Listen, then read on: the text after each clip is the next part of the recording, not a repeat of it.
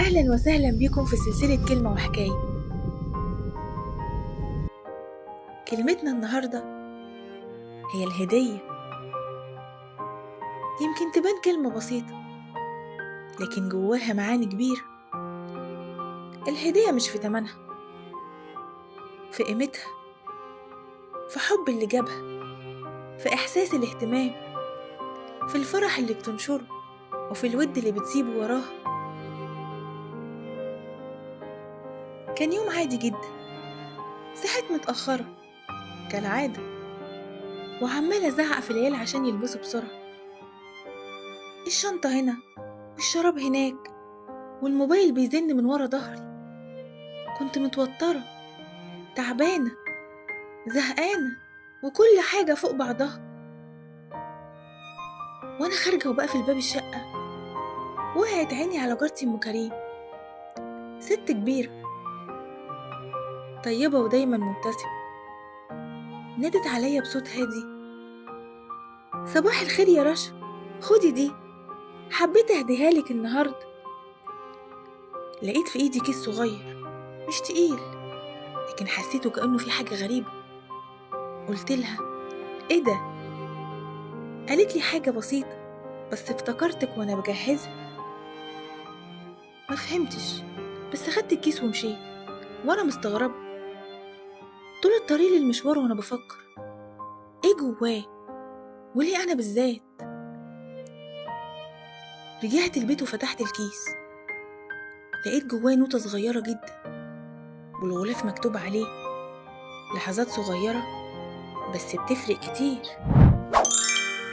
فتحت أول صفحة، لقيت جملة مكتوبة بخط إيديها: كل يوم اكتبي لحظة حلوة حصلتلك، حتى لو بسيطة، صدقيني هتفرق. ضحكت وقلت في بالي: يعني هو فاضلي لحظات حلوة؟ ده أنا بالعافية فاكرة أنا اتغديت إيه. بس حاجة جوايا خلتني أكتب. أول يوم كتبت لما ريم ضحكت لي من قلبها وأنا مكسورة. تاني يوم لما لقيت كيس البن المتحوج في آخر الدولاب. تالت يوم أبويا كلمني فجأة وسألني: محتاجة حاجة؟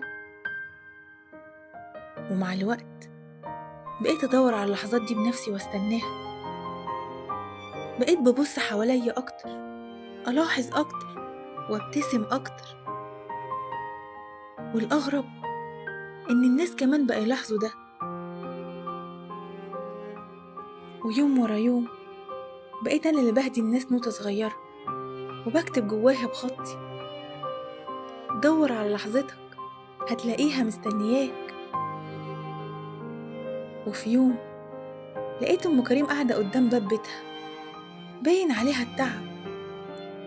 رحت لها وقعدت جنبها واديتها نوتة من اللي كنت محضراها وقلت لها: فاكرة أول نوتة؟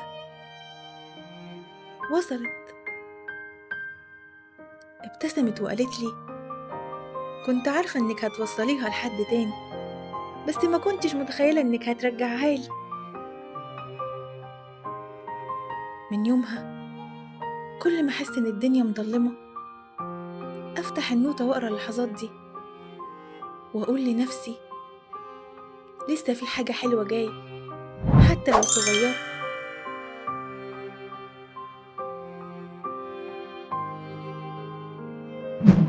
وبكده تكون خلصت حكايتنا يا أحلى مستمعين.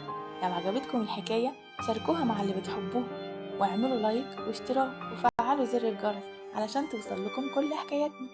استنوني في حكاية وكلمة جديدة. لحد ما ارجع لكم، خدوا بالكم من نفسكم. مع السلامة.